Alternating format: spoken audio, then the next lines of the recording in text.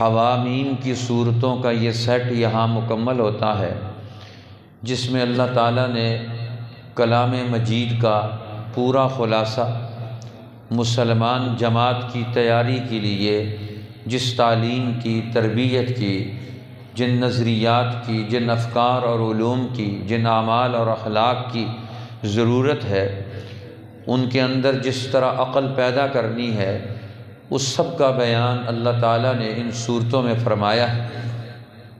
سورہ شورى جو ہے، اس کا نام سورۃ الشورى ہے۔ شورى کا معنی مشورہ کرنا، اپنی اجتماعی رائے، اجتماعی دانش، اپنی عقل کو اجتماعی اعتبار سے پروان چڑھانا۔ اور امرہم شورى بینہم، قرآن نے ایمان والی جماعت، قرآن کے نظریے کی جو جماعت ہے، قرآن کے ذہن کو جس جماعت نے قبول کر لیا، اس کی صفات بیان فرمائی اس صورت کریمہ کے اندر۔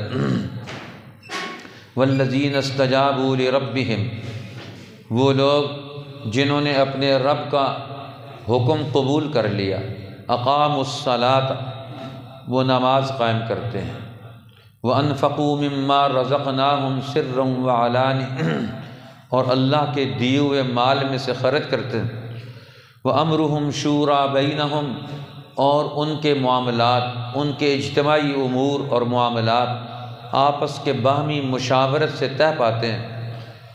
وَأَمْرُهُمْ شُورَى بَيْنَهُمْ وَمِمَّا رَزَقْنَاهُمْ يُنْفِقُونَ، اور جو ہم نے انہیں دیا ہے اس میں سے وہ خرچ کرتے ہیں۔ اور ان کی تیسری صفت اللہ تعالیٰ نے بیان فرمائی، وَالَّذِينَ إِذَا أَصَابَهُمُ الْبَغْيُ هُمْ يَنْتَصِرُونَ، جب کوئی سرکش قوت، ظالم قوت ان پر مسلط ہونے کے لیے بغاوت کرے، سرکشی کرے، ان کو غلام بنانے کی، قابو کرنے کی، اپنے قانون اور امر میں لانے کی کوشش کرے، ہم ینتصرون، وہ اس سے بدلہ لیتے ہیں، وہ ذلیل ہو کر، پست ہو کر نہیں رہتے۔ تو قرآن نے یہ اصول بیان فرمائے۔ اور پھر اسی صورت کریمہ میں اللہ جل شانہ نے میزان کے اتارنے کا بھی بیان فرمایا کہ ہم نے قرآن بھی اتارا ہے اور میزان بھی اتارا ہے، اور یہ میزان، یہ قرآن کا عملی نظام۔ اب قرآن کا جو علم ہے، قرآن کے قانون میں یہ تو کبھی شک نہیں ہوتا، اس میں اختلاف نہیں ہوتا، ہمیشہ اختلاف ہوا ہے قرآن کے قانون کو نافذ کرنے میں، اس کے انتظامات کو سنبھالنے میں، اس کی انتظامی قوت کے کردار کے حوالے سے۔ یہ ہمیشہ لڑائی جھگڑے ہوتے ہیں، اعتراضات ہوتے ہیں، قرآن کے قانون کو مانتے ہیں، اس کے نفاذ کے طریقہ کار میں لوگ اختلاف کر کے الگ ہو جاتے ہیں۔ یہ منفی قوتیں ہیں جو قرآن کے امر کے مطابق، قانون کے مطابق اپنا انتظامی ڈھانچہ وجود میں نہیں لا سکتے۔ تو گویا اس صورت کریمہ میں مقصود بیان کا شورائیت ہے کہ شورا کی شکل میں، جماعت کی شکل میں، اجتماعی شکل میں مسلمان کردار ادا کریں گے۔ اور ان کے کردار کا مقصد کیا ہے؟ نفاذ الامر، اللہ کے حکم کو نافذ کرنا۔ پڑھ تو لیا سب لوگوں نے، لیکن اب آخری نتیجہ نفاذ کی شکل میں، اس میں آج مسلمان فیل ہے۔ پوری دنیا کے مسلمان قرآن پڑھتے ہیں، قرآن کا مطالعہ کرتے ہیں، تلاوت کرتے ہیں، ذکر کرتے ہیں، اس میں تو کوئی اختلاف نہیں۔ دنیا کی ظالم قوتوں سے آپ کا مقابلہ تو اس وقت آئے گا قرآن کی بنیاد پر، جب قرآن کے قانون کو، اس کے علم کو آپ دنیا میں نافذ کرنے کے لیے اپنی انتظامی قوت بنائیں گے۔ لہذا دشمن قرآن کی علمی قوت پیدا کرنے دیتا ہے، قرآن کی انتظامی قوت نہیں پیدا کرنے دیتا کہ قرآن کے علم پر اس کی ایسی جماعت وجود میں آئے جو اس کا انتظامی ڈھانچہ بن کر اس کو آگے بڑھائے، اس کو عملی طور پر نافذ کرے۔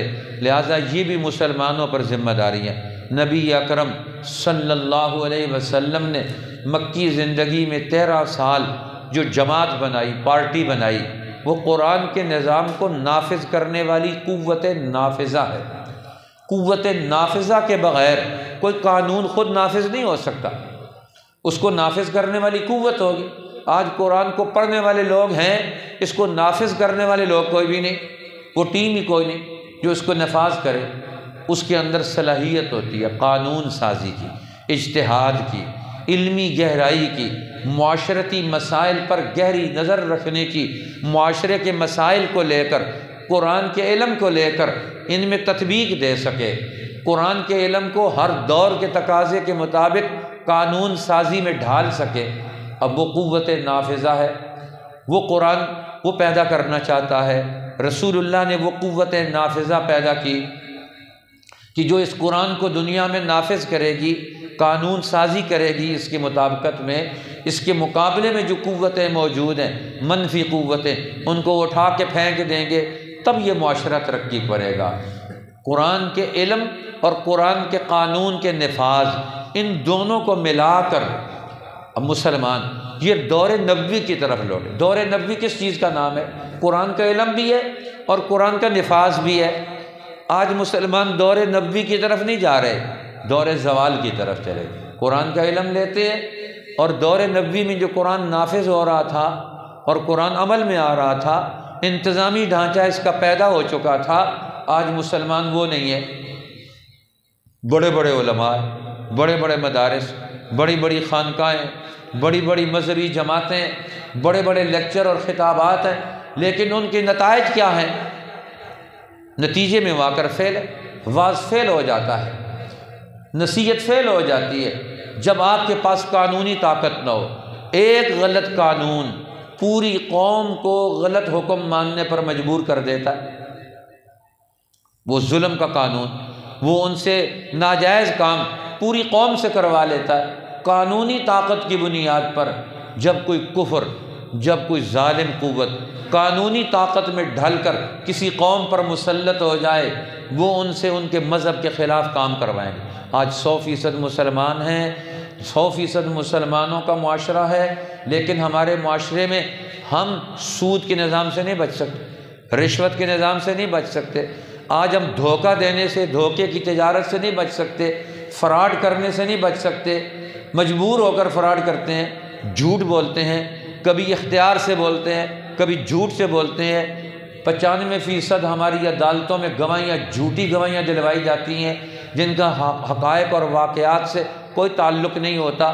قرآن کہتا ہے یہ قوت نافذہ قائم ہونا ضروری ہے۔ اسی لیے رسول اللہ کی بعثت کا مقصد ایسے قانونی نفاذ کے ذریعے سے معاشرت کے اندر، سوشل لائف کے اندر مودت اور محبت پیدا کی جائے گی۔ نبوت کا یہ بڑا کارنامہ ہے۔ اسی لیے اس سورت کریمہ میں ایک آیت ہے جس کو آیت دعوت کہا جاتا ہے۔ آپ دین سمجھانا چاہتے ہیں کسی کو، تو دین کے سمجھانے کے لیے یہ آیت دعوت ہے۔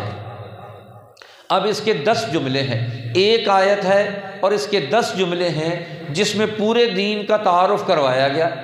اللہ تعالیٰ فرماتے ہیں فَلِذَلِكَ فَادْعُ، آپ کو یہ جو سارا دین دیا، وہی دی، انبیاء کے واقعات سنائے، مکہ میں آپ کو پیدا کیا، آپ کو اگلے مشن کے لیے تیار کرنا ہے، یہ ساری باتیں آپ نے سن لی۔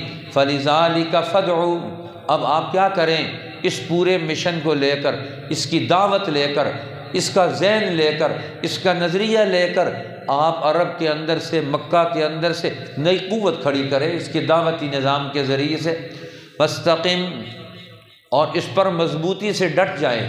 فَادْعُ پہلا حکم، وَاسْتَقِمْ دوسرا حکم، ڈٹ جائیں اس پر، استقامت دکھائیں۔ ایک دن کام کریں، دوسرے دن نہ کریں، ایک دن باغ کو دیکھیں، 2 دن 10 دن غیر، وہ باغ تو کھنڈر بن جائے گا۔ فَلِذَلِكَ فَادْعُ وَاسْتَقِمْ وَلَا تَتَّبِعْ أَهْوَاءَهُمْ، فرمایا قرآن کے نظریے کی مخالف جو قوتیں ہیں، جو اللہ کے حکم کے مخالف دنیا میں موجود ہیں، ان کی کسی خواہش کی تابعداری مت کرے، اور ان کے مقابلے میں واضح 2 ٹوک اعلان کرے۔ قُلْ آمَنْتُ بِمَا أَنزَلَ اللَّهُ، کہہ دیجیے میں تو اللہ کی نازل کردہ قانون، علم اور حکم پر ایمان لے کر آیا۔ اور پھر یہ قرآن حکیم نے یہ 10 جملوں کے اندر 10 بنیادی اصول بیان فرما دیے۔ فَلِذَلِكَ فَادْعُ وَاسْتَقِمْ كَمَا أُمِرْتَ وَلَا تَتَّبِعْ أَهْوَاءَهُمْ وَقُلْ آمَنْتُ بِمَا أَنزَلَ اللَّهُ مِنْ كِتَابٍ وَأُمِرْتُ لِأَعْدِلَ بَيْنَكُمْ، اور مجھے حکم دیا گیا ہے میں تمہارے اندر انصاف قائم کروں، عدل قائم کروں، وَأُمِرْتُ لِأَعْدِلَ بَيْنَكُمْ، اور اللہ تعالیٰ فرمایا اب اللہ میرے اور تمہارے درمیان فیصلہ کرے گا۔ اللہ بیننا و بینکم، تمہارے اور میرے درمیان وہ فیصلہ کرے گا۔ لا حجت بیننا و بینکم، اللہ یجمع بیننا و الیہ المصیر، اور فرمایا اب ہماری حجت، ہماری دلیل وہ ہمارے لیے مضبوط ہے، ہم تمہاری دلیل کی بنیاد پر اپنا نظریہ نہیں چھوڑ سکتے۔ اب اللہ تعالیٰ نے قرآن حکیم کا یہ مقاصد بیان کرنے کے بعد آخری میں پھر اس کی طرف توجہ دلائی، فرمایا اے ایمان استجیبوا لربکم من قبل ان یاتی یوم لا مرد له من اللہ، اللہ کا حکم قبول کرو اس دن کے آنے سے پہلے جس دن واپسی نہیں ہو سکتی، اس دن آگے بڑھنا ہوگا۔ لا مرد له من اللہ، وہ دن ٹلنے والا نہیں، انصاف کا دن، فیصلے کا دن، اس دن تمہیں آگے بڑھنا پڑے گا۔ اس دن کے آنے سے پہلے یوم الحساب، یوم الانقلاب، یوم الدین، اس دن کے آنے سے پہلے اللہ کے حکم کو قبول کر لو۔ الا الی اللہ تسیر الامور، سارے کام اللہ کی طرف لوٹ کر جائیں گے، لہٰذا علم وحی کی بنیاد پر اپنی زندگی کو مضبوط اور پکا رکھو۔ پھر اللہ تعالیٰ نے سورہ زخرف کے اندر، زخرف کہتے ہیں ملمہ سازی کو، اب فرمایا زخرف القول غرورا، دشمن آپ کے سامنے چمکتی چیز لائے گا، خوبصورت چیز لائے گا، اپنا جال بنا کر لائے گا، اپنے جال میں تمہیں پھنسائے گا۔ زخرف القول غرورا، اندر پیتل ہو، اندر لوہا ہو، اوپر اس کے سونے کا پانی چڑھایا جائے، اس کا نام ہوتا ہے زخرف، قرآن اس کو کہتا ہے۔ تو لہٰذا مال اور دولت کا دھوکہ دے کر قوموں کو استعمال کرنا، مال اور دولت کے مفادات کا لالچ دے کر یا مظلوم بنا کر ان کو محتاج بنا کر ان کو استعمال کرنا، قرآن کہتا ہے نفی الزخرف۔ یہ جو مال و دولت کا غلط استعمال ہے انسانیت کے خلاف، قرآن اس کو حرام قرار دیتا ہے، ناجائز قرار دیتا ہے۔ یہ اللہ کی مخلوق کی ترقی کے لیے ہے مال، ان کے مسائل کو حل کرنے کے لیے۔ اب مکہ کے سردار نبی اکرم صلی اللہ علیہ وسلم کی نبوت کے بارے میں وہ معیار مقرر کرتے ہیں مال کو۔ اب وہ کہتے ہیں اللہ تعالیٰ کے بارے میں اور نبی کریم صلی اللہ علیہ وسلم کے بارے میں کہتے ہیں کہ اللہ تعالیٰ کو مکہ اور طائف کے ان دو بڑے شہروں کے اندر سے، سارے قبیلوں کے اندر سے ایک یہ یتیم ملا تھا محمد، یہ آپ کو صرف یہی ملا تھا۔ اذ قال ابراہیم لأبی وقومی اننی براء مما تعبدون الا الذی فطرنی فانہ سیہدین وجعلها کلمة باقیة فی عقبہ لعلہم یرجعون۔ اب ابراہیم علیہ السلام کا حال بیان کر، ان کی صفات بیان کر کے قرآن حکیم کہتا ہے کہ یہ مکہ کے سردار یہ اعتراض کرتے ہیں لولا نزل ھذا القرآن علی رجل من القریتین عظیم، یہ مکہ اور طائف کی بڑی بستیوں میں سے اس یتیم پر قرآن کیوں اترا ہے؟ اللہ نے اسی کو نبی بنانا تھا، جس کے پاس مال نہیں، جس کے پاس دولت نہیں، جس کے پاس وسائل نہیں، اب اسی کو اللہ نے ہمیں کیوں نہیں چنا؟ ہم سردار ہیں، وڈیرے ہیں، جاگیردار ہیں، زمینیں ہیں، ہمارا تجارتی بہت بڑا ڈھانچہ ہے۔ اہم یقسمون رحمت ربک، اللہ کہتے ہیں کہ رب کی رحمت کو یہ تقسیم کرتے ہیں، یہ پیسے کی بنیاد پر انسانوں کو تولتے ہیں، مال کی بنیاد پر انسانوں کو تولتے ہیں۔ انسان کو انسانیت کے جامع میں اسے دیکھنا چاہیے کہ انسان کون ہے، اس کی صفات کیا ہے، اس کے اندر علم کتنا ہے، اس کے اندر شعور کتنا ہے، اس کے اندر اخلاق کتنے ہیں، قوموں کو چلانے کا، ترقی دینے کا جذبہ کتنا ہے۔ فرمایا یہ دیکھا جائے گا، وہ تو تمہارے اندر ہے نہیں، تم نے قوموں کو تباہ کر دیا، عیاشیوں میں مبتلا کر دیا۔ اس لیے اللہ تعالیٰ نے فرمایا من یعش عن ذکر الرحمن نقیض له شیطانا فہو له قرین، جو اللہ کے ذکر کو چھوڑ کر، قرآن کی نصیحت اور فکر کو چھوڑ کر، اس کے معاشی تصورات اور اصولوں کو نظر انداز کر کے مال و دولت کا غلط استعمال کرے گا، فرمایا نقیض له شیطانا فہو له قرین، ہم شیطان اس کے اوپر مسلط کر دیں، وہ اس کا دوست بن جائے گا۔ وَإِنَّهُمْ لَيَصُدُّونَهُمْ عَنِ السَّبِيلِ، اور وہ ان کو راہ حق سے دور کر کے وہ سمجھے کہ ہم ترقی کے راستے پر جا رہے ہیں، نتیجہ تباہی اور بربادی کا نکلے گا۔ پھر اللہ تعالیٰ نے فرمایا دیکھو یہ مال و دولت کا غلط استعمال، یہ تو فرعون کا طریقہ تھا۔ فرعون کہتا تھا، کیا موسیٰ علیہ السلام کو کہتا تھا کہ تو اپنے آپ کو سچا کہتا ہے، تو مجھے مسترد کرتا ہے، تو دیکھتا نہیں؟ الیس لی ملک مصر وہذہ الانہار تجری من تحتی افلا تبصرون۔ وہ کہتا اپنی قوم کو، ایک طرف موسیٰ ہے جو غریب اور جس کے پاس کنگال مفلس، اور دوسری طرف فرعون جس کے پاس محلات، جس کے پاس یہ نہریں، یہ ساری چیزیں ان پر اس کا قبضہ ہے، سارے وسائل کا مالک وہ ہے۔ ایک طرف موسیٰ ہے، تم موسیٰ کو لیڈر مانو گے، مجھے لیڈر مانو گے؟ تو اللہ تعالیٰ نے یہ بیان کیا کہ اب معیار فرعونی دور میں معیار دولت ہوتی، وسائل ہوتے ہیں، کس کے پاس پیسے زیادہ ہیں اس کو لیڈر بنائے۔ عقل مند اس کو لیڈر نہیں بنائیں گے، اس کو رہنما نہیں مانیں گے۔ رہنما کون ہوتا ہے؟ جو قوموں کا رہنما وہ ہے جو ان کے مسائل حل کر سکے، جو ان کے حوالے سے مخلص ہو، ان کے مسائل کو حل کرنے میں سنجیدہ ہو۔ فرعون جو قوم کو لوٹتا ہے، تباہ و برباد کرتا ہے، وہ لیڈر ہو سکتا ہے، یا مکہ کے سردار جو سود کا کاروبار کرتے ہیں، یتیموں کا مال کھاتے ہیں، عیاشیوں کا سامان کرتے ہیں، اللہ کے گھر کا غلط استعمال کرتے ہیں، اللہ کے نبیوں کے مشن کی مخالفت کرتے ہیں، یہ قوموں کے رہنما ہیں۔ آج پاکستانی قوم کے رہنماؤں کا معیار بھی یہی بن گیا، جو جتنا بڑا ظالم، جو جتنا بڑا متکبر، جو جتنے بڑی لوٹ مار کرنے والا ہے، اب وہ کہتا ہے یہ بڑا لیڈر ہے، اسی کو ووٹ دیں گے، اور وہ قوم کو اور بڑا غرق کرے گا، آنے والے دنوں میں اور تباہ کرے گا۔ اب قوم کو آج اس مہنگائی کے عذاب میں کس نے دھکیلا؟ اس غربت کی طرف آج پاکستانی قوم کے اندر سے وہ مڈل کلاس طبقہ، سفید پوش طبقہ 75 سال کے بعد ختم ہو گیا۔ یا اپر کلاس ہے یا اب پرائمری کلاس ہے، جو زندگی کی بنیادی ضرورتوں سے محروم ہے، ان کے پاس زندگی کے وسائل ہی نہیں، وہ ان کو کیسے استعمال کریں؟ آج پاکستان میں اکثریتی طبقہ وہ نچلے درجے کی زندگی گزارنے پر مجبور ہو گیا، گندا پانی پیتے، ان کی نسلوں کے لیے پڑھائی کا نظام کوئی نہیں، ان کے علاج کے لیے کوئی وسائل موجود کوئی نہیں، ان کے بچوں کے مستقبل اور روزگار کا پاکستان کے اندر نظام کوئی نہیں۔ یہ معیشت کا غلط استعمال ہے۔ اس لیے قرآن نے کہا یہ زخرف، یہ ایسی معیشت جس کا فائدہ ایک طبقے کو ہو، ظاہر میں تو بڑا مال و دولت نظر آتا ہے، لیکن قوم غریب، لوگ مفلس ہیں، روزگار ملتا کوئی نہیں، اب پریشانیاں مصیبتیں عوام کے لیے، اللہ کے بندوں کے لیے۔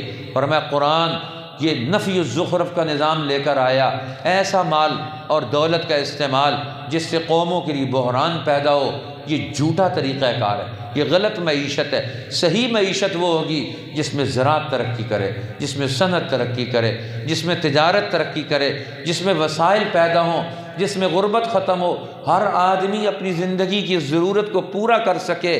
اللہ نے پھر جنت کا نقشہ پیش کر دیا آخر میں، فرمایا دیکھو جنت میں کیا ہوگا، یا عبادی لا خوف علیکم اليوم ولا انتم تحزنون۔ اے میرے بندو تم دنیا میں گزار کیا رہے ہو، ایسا نمونہ اور نقشہ دیکھو، تم پر آج کوئی خوف نہیں ہے، کوئی غم نہیں ہے، تم میری جنت میں آ رہے ہو۔ تلک الجنۃ التی اورثتموها بما کنتم تعملون، یہ جنت کا تمہیں وارث بنایا جا رہا ہے۔ لکم فیہا فاکہۃ کثیرہ، جس میں پھل باغات ہیں، میوے غلے اناج ہیں، ہر قسم کے وسائل ہیں، تم ان کو استعمال کرو، سونے چاندی کے برتن ہیں تمہارے لیے، یہ ساری نعمتیں وافر مقدار میں موجود ہیں۔ تبارک الذی لہ ملک السماوات والارض، بڑی برکت والی ہے وہ ذات جس کا راج اور تخت اور حکومت دنیا میں انسانوں کے لیے کتنی نعمتیں پیدا کرتا ہے۔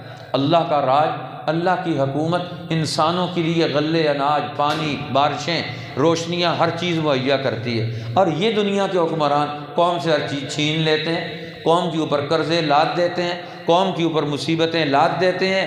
ان کی حکومت، یہ اللہ کی حکومت کا کیا مقابلہ کریں گے؟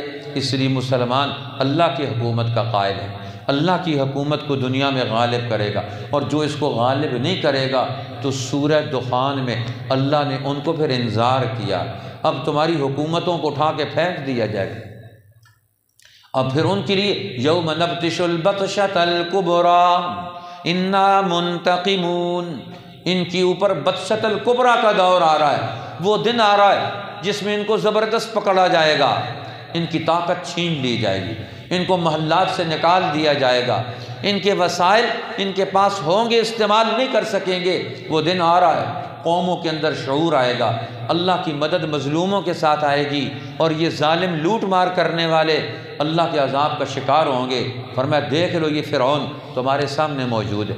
موسیٰ علیہ السلام اسی فرعون سے اسر بعبادی لیلا، راتوں رات بنی اسرائیل کو لے کر نکل کھڑے ہوئے، انکم متبعون واترک البحر رہوا انہم جند مغرقون۔ قرآن بیان کرتا ہے فرعون اپنا محل چھوڑ کر نکلا، کم ترکوا من جنات وعیون وزروع ومقام کریم ونعمت کانوا فیہا فاکہین۔ اب یہ باغ چھوڑ کر، محلات چھوڑ کر، وسائل چھوڑ کر، سونا چاندی چھوڑ کر، سب چیزیں چھوڑ کر فرعون باہر نکلا، اور اللہ کہتے ہیں ہم نے اس کو غرق کر دیا۔ کذالک وأورثناها قوما آخرین، اب اس کا وارث ہم نے دوسروں کو بنا دیا۔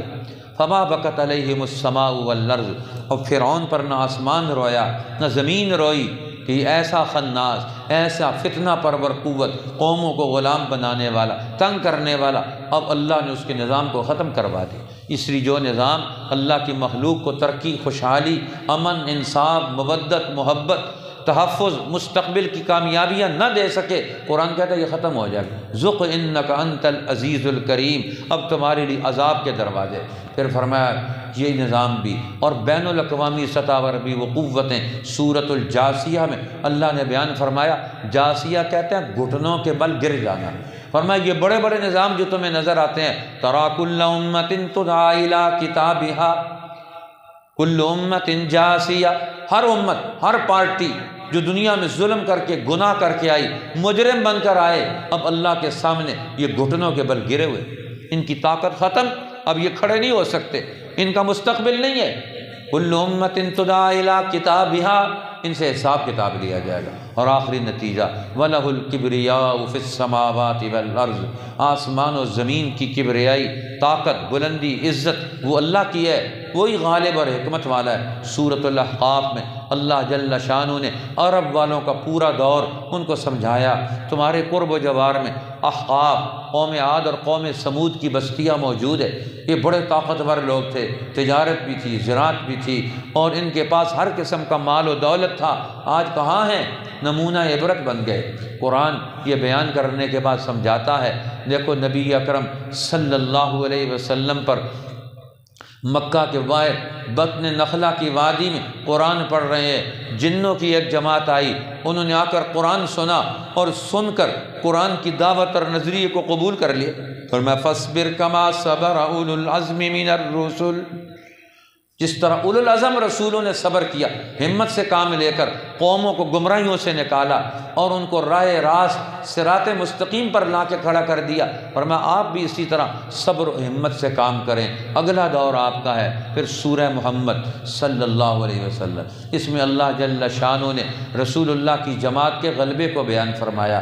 فرمایا یہ دور آپ کا ہے، والذین کفروا وصدوا عن سبیل اللہ اضل اعمالہم، وہ لوگ جنہوں نے کفر کیا اور اللہ کے رسول کے مقابلے میں کھڑے ہوئے، اللہ کی راہ سے روکتے ہیں، اللہ نے ان کے سارے اعمال ضائع کر دیے، ختم۔ والذین آمنوا وعملوا الصالحات وآمنوا بما نزل علی محمد، اور وہ لوگ جو ایمان لے کر، کامیابی کی بنیاد ایمان، نظریہ درست ہو، عدل ان کے اندر شعور موجود ہو، اور پھر وہ اکٹھے ہو کر اللہ کے حکم کو دنیا میں نافذ کریں، خدمت انسانیت۔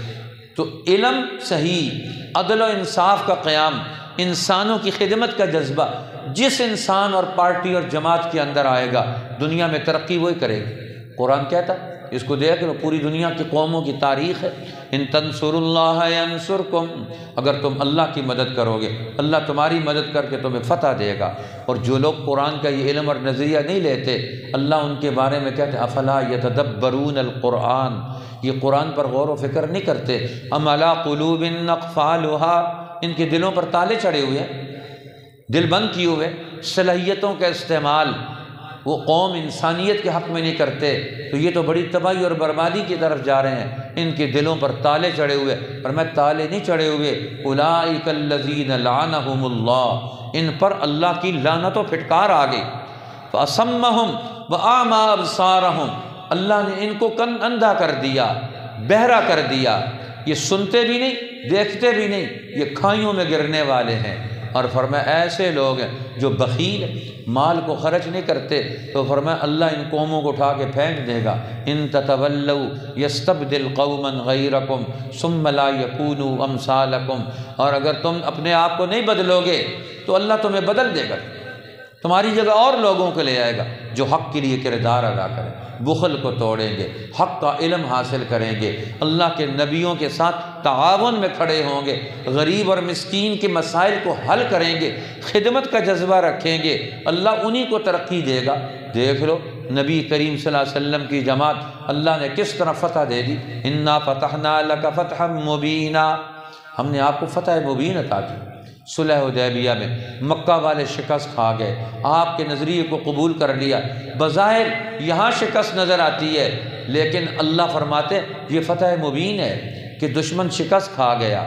فتح مکہ، فتح صلح حدیبیہ میں رسول اللہ گئے تو اس وقت آپ کے ساتھ 1500 کا لشکر تھا، صلح حدیبیہ ہو گئی، معاہدات ہو گئے، آپس میں آنا جانا شروع ہوا۔ 2 سال کے اندر اللہ کے پیغمبر 8 ہجری میں جب مکہ فتح کرنے کے لیے گئے تو 2 سال میں پورے عرب میں اور مکہ کے اندر سے بڑے بڑے لوگ مسلمان ہو کر آ گئے۔ خالد بن الولید، عمرو بن العاص، بڑے بڑے جلیل القدر جرنیل مسلمان ہو گئے۔ اب 10,000 کا لشکر آپ کے ساتھ جمع ہو گیا 2 سال کے اندر، کہاں 1500 آدمی ہے اور کہاں 2 سال کے بعد صلح حدیبیہ کے بعد پورے عرب کی سچی اور صحیح قوتوں کو اللہ نے پیغمبر کے ساتھ مدینہ میں جمع کر دیا، ہجرت کر کے سارے وہاں پہنچ گئے۔ اب یہ اتنی بڑی طاقتور جماعت، یہ صرف 2 سال کی حکمت عملی کے نتیجے میں اللہ کے پیغمبر نے اپنی فتح کا راستہ ہموار کر کے پورے عرب کو اپنے کنٹرول میں کر لیا۔ آج مسلمان دنیا میں وہ عقل ہی نہیں رکھتے کہ دنیا میں اپنی زندگی کو اور اپنی طاقت کو اور اپنی رائے کو دنیا میں منوا سکیں، دنیا میں اپنی زندگی کا تحفظ کر سکیں اور اپنی عزت اور اپنے دین کا عملی نظام پیدا کر سکیں۔ یہ بہت بڑی تباہی اور بربادی ہے۔ اس لیے اللہ تعالیٰ نے فرمایا یہ دیکھو پیغمبر کی جماعت پیغمبر کی رہنمائی میں کتنا بڑا کردار ادا کرتی ہے۔ وَلِلَّهِ جُنُودُ السَّمَاوَاتِ وَالْأَرْضِ، یہ آسمان و زمین کے لشکر یہ دونوں اللہ کے ہیں۔ یہ دونوں لشکر ایک ہو گئے تو اللہ نے ان کو دنیا میں فتح دے دی۔ اللہ تعالی ہمیں بھی رسول اللہ کے اسوے پر چل کے اپنے اور پوری دنیا انسانیت کے مسائل حل کرنے کی توفیق عطا فرمائے۔ اللہم لک